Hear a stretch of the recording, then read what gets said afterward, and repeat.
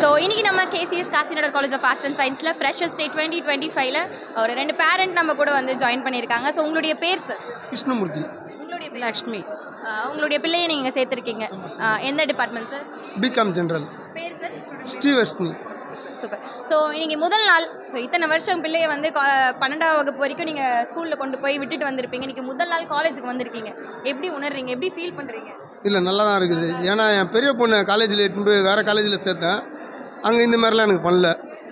இந்த இது எனக்கு பெட்டராக படுது. நல்லா ஒரு எனர்ஜி நல்லா கிடைக்குது. பரவாயில்ல, நம்ம நான் கரெக்டான ஸ்கூலில் தான் காலேஜில் தான் சேர்த்துருக்கேன்ட்டு இருக்குது. நீங்கள் எப்படி மேம் ஃபீல் பண்ணுறீங்க? எனக்கு பரவாயில்ல, ரொம்ப சந்தோஷமாக இருக்குது.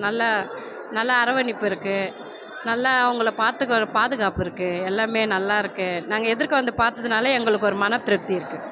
இல்லை, உள்ளே அதிகமாக லைப்ரரிலாம் ஃப்ரீயாகவே, சில இதெல்லாம் ஃப்ரீயாகவே இருக்குது. அது பரவாயில்ல. ஸோ இத்தனை காலேஜ் இருந்தால் நீங்கள் ஏன் நம்ம காலேஜ் சூஸ் பண்ணியிருக்கீங்க சார்? இல்லை, எங்கள் அண்ணன் பசங்கள்லாம் இங்கே படித்து நல்ல ஒரு ஜாபில் இருக்காங்க.